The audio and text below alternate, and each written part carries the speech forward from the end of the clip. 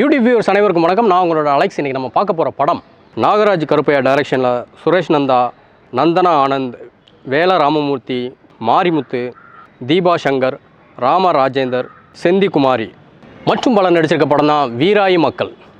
இந்த படத்தை ரிவ்யூ பார்க்க போகிறதுக்கு முன்னாடி இதோ நம்மளோட சேனல் சப்ஸ்கிரைப் பண்ணல, உடனே சப்ஸ்கிரைப் பண்ணுங்கள், பக்கத்தில் இருக்க பெல் ஐக்கனை கிளிக் பண்ணுங்கள். என்னோட ரிவ்யூ உங்களுக்கு பிடிச்சிருந்தா லைக் பண்ணுங்கள், ஷேர் பண்ணுங்கள், கமெண்ட் பாக்ஸில் கமெண்ட் பண்ணுங்கள்.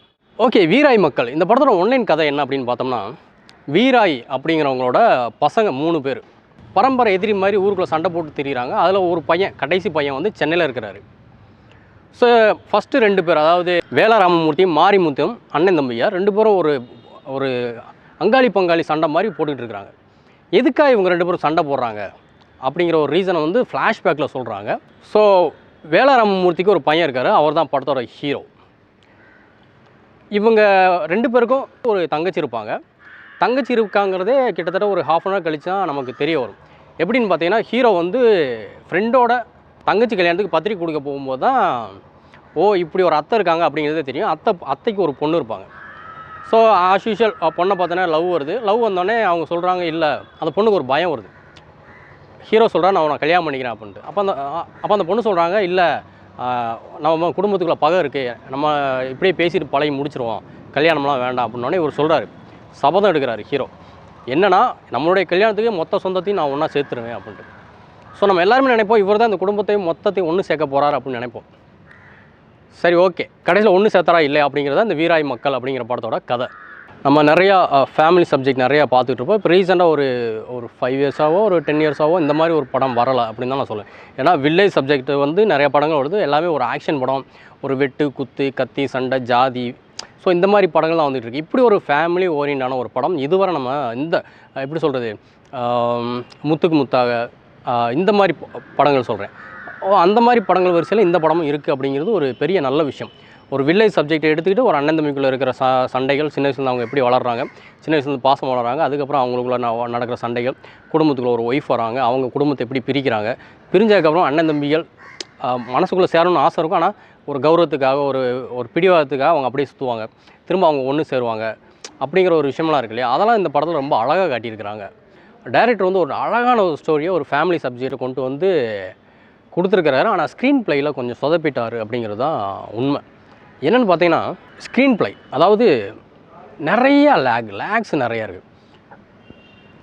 சின்னதாக முடிக்க வேண்டிய இடங்களை ரொம்ப அதிகமாக லென்த்து, முக்கியமாக செகண்ட் ஹாஃபில் ரொம்ப லென்த்து இழுத்துட்டாங்க.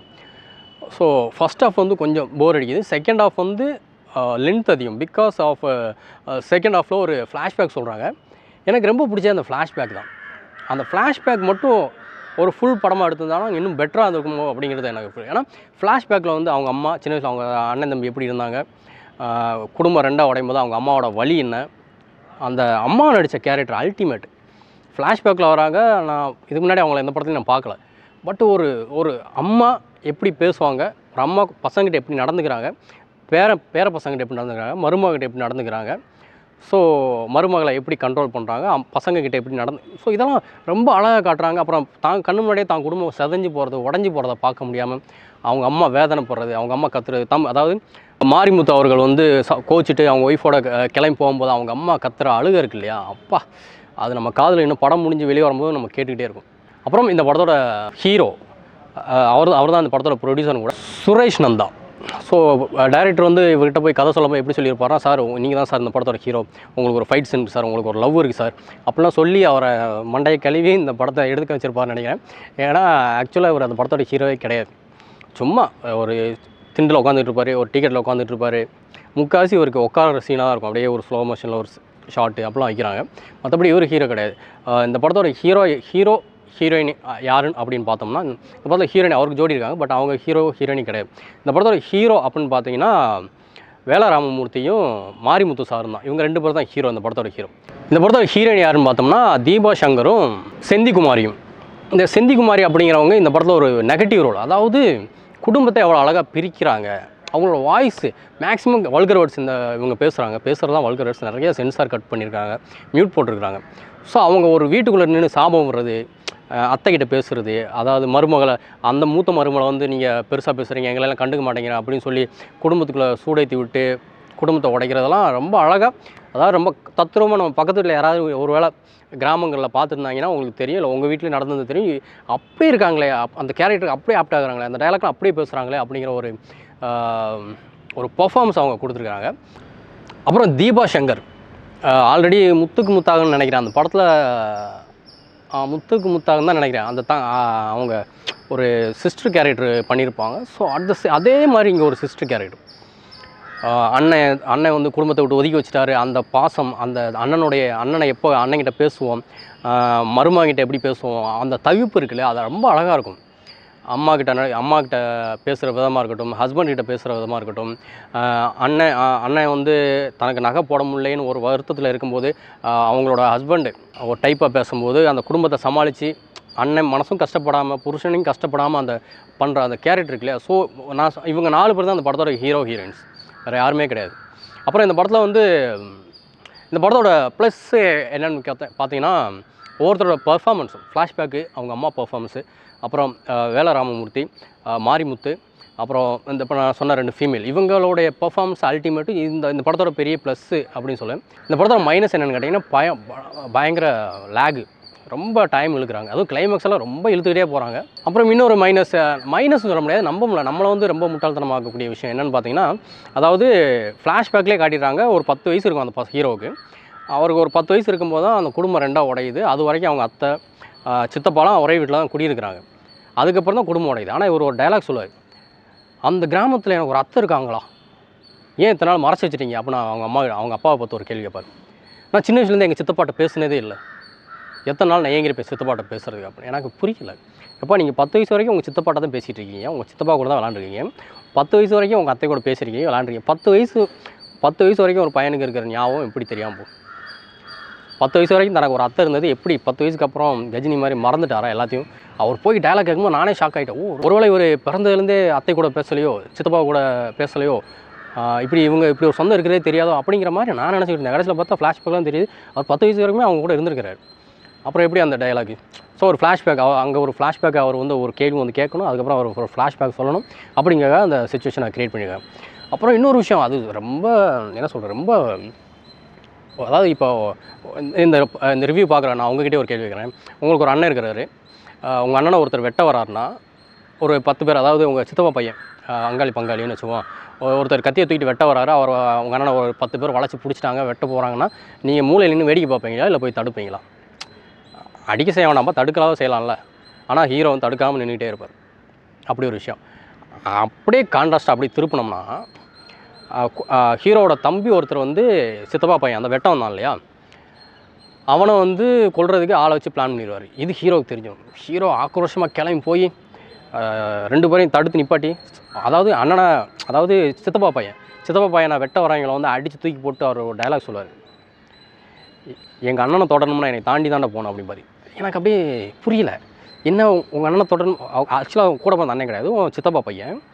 எனக்கு புரியல, உன் கூட பிறந்த அண்ணனை வெட்ட போனானுங்க, நீ பார்த்துட்டு சும்மா இருந்த, உன் சித்தப்பா பையனை வெட்ட போகிறானுங்க, நீ போய் பஞ்சு டைலாக் பேசி அடிக்கிற. எனக்கு இந்த டைலாக் இந்த இடத்துல வந்து பிரபு படம் தான் ஞாபகம் வந்துச்சு. என்னென்னா, அதாவது என் தம்பியில் நான் அடிக்கலாம், எவனும் கேள்வி கேட்கக்கூடாது, ஆனால் என் தம்பியில் எவன் அடித்தான் நான் கேட்பேன்டா அப்படிம்பாரு. அந்த இது எனக்கு ஞாபகம் வந்துச்சு. அப்புறம் இந்த படத்தோட ஃப்ளாஷ்பேக்கில் அதாவது கிட்டத்தட்ட வேலராமமூர்த்தி, மாரிமுத்து இவங்களோட ஃப்ளாஷ்பேக்கு. இப்போ இவங்களுக்கு இந்த கதையில் வந்து ஒரு 55 வயசுன்னு வச்சுக்கோமே, அப்போ அவங்களுக்கு ஒரு 10 வயசுக்கும்போது ஒரு 40 வருஷத்துக்கு முன்னாடி, 40 வருஷத்துக்கு முன்னாடி ஒரு பட்டிக்காடு ஒரு கிராமத்தில் என்ன மாதிரி ட்ரௌசர் நீங்கள் யூஸ் பண்ணுவீங்க? காட்டன். இந்த படத்தில் வந்து ஷார்ட்ஸ், ஜெர்சி ஷார்ட்ஸு போட்டு அந்த பசங்க சுற்றிட்டு இருக்காங்க. எனக்கு புரியல, எப்படி டைரக்டர் எப்படி யோசிச்சாருன்னு தெரில. ஒரு 40 வருஷத்துக்கு முன்னாடி ஜெர்சி ஷார்ட்ஸு போட்டுக்கிட்டு கிராமங்களில் பசங்க சுற்றிட்டு இருந்தாங்கன்னா எப்படின்னு தெரில, இது என்ன மாதிரி லாஜிக்குன்னே தெரில. இந்த படத்தோட பெரிய மைனஸ் என்ன அப்படின்னு பார்த்தோம்னா, இந்த பிரபாஸோட படம் இப்போ கல்கின்னு ஒரு படம் வந்துச்சு, அதில் எல்லாருமே சொன்னாங்க பிரபாஸை தூக்கிட்டாங்க, அதனால் இப்போ எல்லோரும் வந்து படம் பார்க்கலாம் அப்படின்னாங்க. அந்த மாதிரி இந்த படத்தில் வந்து இந்த ஹீரோவை மட்டும் லைட்டாக தூக்கிட்டாங்க அப்படின்னா, கொஞ்சம் கட் பண்ணாங்கன்னா படம் இன்னும் கொஞ்சம் பெட்டராக இருக்கும், நிறையா நல்லாயிருக்கும். ஏன்னா இவருக்கு வந்து எக்ஸ்ப்ரெஷன் சுத்தமாக இல்லை, ரொமான்ஸ் சுத்தமாக இல்லை, அதாவது நடிக்க சுத்தமாக ஒரு நடிப்பில் 0.001% தான் இவருக்கு நடிக்க வருதுன்னு நினைக்கிறேன். இவரே ப்ரொடியூசருங்கனால நான் நடிக்கிறேன்னு சொல்லியிருப்பார்னு நினைக்கிறேன். ஸோ தயவு செஞ்சு நடிக்க தெரிஞ்சவங்களும் நடிக்க போங்க. கோடம்பாக்கத்தில் நிறைய பேர் சுற்றிட்டு இருக்காங்க. எனக்கு நடிக்க தெரியும், அதாவது நடிக்க வாய்ப்பு நல்லா நடிக்க தெரிஞ்சவங்க நிறையா பேர் இந்த கோடம்பாக்கத்தில் சுற்றிட்டு இருக்கிறாங்க. அவங்களெல்லாம் தயவு செஞ்சு யூஸ் பண்ணுங்கள். காசு போடுறேன் அப்படிங்கிறதுக்காக ஒரு நடிக்க தெரியாத ஒருத்தரை தூக்கி உள்ளே போட்டு ஒரு நல்ல ஸ்கிரிப்டை வந்து கெடுத்துறாதீங்க. ஏன்னா தயவு செஞ்சு ஸ்கிரிப்ட்லேயும் டைரெக்ஷன்லேயும் மேக்கிங்லேயும் காம்ப்ரமைஸ் ஒரு டைரக்டர் பண்ணார்னா அவர் தோற்றுருவார் அப்படிங்கிறதான் இங்கே நிதர்சனம். தயவு செஞ்சு காம்ப்ரமைஸ் பண்ணாமல் ஒரு படத்தை எடுக்க ட்ரை பண்ணுங்கள். அப்புறம் ஒரு சீனில் வந்து சென்னையிலேருந்து ஒரு லெட்டர் வருது. போஸ்ட் மாஸ்டர் லெட்டரை கொடுக்குறாரு. லெட்டரை இப்படி ஓப்பன் பண்ணிடுறாங்க. வேலராமமூர்த்தி வந்து இப்படி ஓப்பன் பண்ணுறாரு. லெட்டரை கொண்டு வரும்போது பிரித்து தான் கொண்டு வந்திருக்காரு போல போஸ்ட்மேன். அதெல்லாம் ஏன் டைரக்டர் நோட் பண்ணலான்னு தெரில. இந்த படம் 2023 இல்லை 24ன்னு வச்சுக்கோங்க. அந்த காலகட்டத்தில் நடக்கிற ஒரு படம். யாருமே ஃபோன் யூஸ் பண்ணல. ஒரு அண்ணனுக்கு தகவல் சொல்லணும் அப்படின்னா கூட லெட்டர் அனுப்புகிறாங்க. ஒரு தம்பிக்கு ஒரு தகவல் சொல்லணும் லெட்டர் அனுப்புகிறாங்க. ஒரு இடத்துல கூட ஃபோனுங்கிற மொபைலுங்கிற ஒரு விஷயத்தை இவங்க யூஸ் பண்ணவே இல்லை. இப்போ இருக்கிற ஒரு பிச்சைக்காரங்கிட்ட கூட ஃபோன் யூஸ் இருக்குது. அப்படிங்கும்போது ஒரு வில்லேஜ், அதுவும் கொஞ்சம் டெவலப்பான வில்லேஜ் தான், அவ்வளோ மக்களை காட்டுறாங்க. ஒருத்தர் கையில் கூட ஃபோன் இல்லை, ஒருத்தர் கூட ஃபோன் யூஸ் பண்ணல. அப்படிங்கிறது எப்படி இப்படி சாத்தியம்னு எனக்கு தெரில. அங்கங்கே எங்கேயாவது ஒரு இடத்துல கூட நீங்கள் ஃபோன் வச்சுருக்கலாம் அப்படிங்கிற ஒரு விஷயம் இருக்கு இல்லையா, அதெல்லாம் நீங்கள் பண்ணியிருக்கலாம். ஸோ எனக்கு இந்த படத்தில் ரொம்ப பிடிச்ச இன்னொரு கொஞ்சம் பிடிச்ச விஷயம் என்னென்னு பார்த்தீங்கன்னா, சாங்ஸ் எனக்கு நல்லா இருந்துச்சு. ஆனால் பேக்ரவுண்ட் ஸ்கோர் ஒரே மியூசிக் திரும்ப போட்டு அறுத்துட்டாங்கன்னு நினைக்கிறேன். ஆனால் சாங்ஸ் ஓரளவுக்கு எனக்கு பிடிச்சிருக்கு. அப்புறம் பார்த்தீங்கன்னா, ஹீரோக்கு வந்து கிட்டத்தட்ட ஒரு 32 வயசுக்கு மேலே இருக்கும். ஹீரோனிக்கு வந்து 16 வயசு. ஆக்சுவலாக அவங்க 8th படிக்கிறாங்க. 3 வருஷம் ஃபெயில் அப்படின்னா கூட அவங்களுக்கு வந்து 15-16 வயசு. ஸோ இவங்க 2 பேருக்கும் மேரேஜ் பண்ணி வைக்கிறாங்க. இது சட்டப்படி டைரக்டர் யோசிச்சாரன்னு தெரியல, இது சட்டப்படி குற்றம். இது வந்து மைனர் பொண்ணை கல்யாணம் பண்ணுறது தப்பு அப்படிங்கிறது டைரக்டர் யோசிக்கலாம்னு நினைக்கிறேன். ஸோ தயவு செஞ்சு அதெல்லாம் நீங்கள் கொஞ்சம் மாற்றிருக்கலாம். மற்றபடி இது வந்து ரொம்ப நாள் கழித்து, முக்கியமாக அண்ணன் தம்பி ரொம்ப பாசமாக இருக்கிறவங்களுக்கு இந்த படம் கண்டிப்பாக பிடிக்கும். ஒரு தனி குடும்பத்தில் இருக்கிறவங்களுக்கும் பிடிக்க வாய்ப்பு இருக்குது. ஏன்னா சம்டைம்ஸு நிறைய பேர் மிஸ் பண்ணுவாங்க ஃபேமிலி, அவங்களுக்கு இந்த படம் பிடிக்கும். பட்டு எனக்கு இந்த ஃபேமிலி சென்டிமெண்ட் அதிகமாக பிடிக்காதுப்பா, நான் வந்து தனி குடும்பம் தான் விரும்புவேன், எனக்கு தனியாக இருக்க தான் பிடிக்கும், இந்த அண்ணன் தம்பி கச்சா அழுக, இந்த ஓலம் இதெல்லாம் எனக்கு பிடிக்காதுங்கிறவங்களுக்கு இந்த படம் கண்டிப்பாக பிடிக்காது. பட்டு நிறையா எனக்கு தெரிஞ்சு கார்த்தி ஒரு படத்தில் சொல்லுவார், ஜப்பான் படத்தில், செங்கல்பட்டை தாண்டுனா கேன்னு அழுவாங்க அப்படிம்பாரு.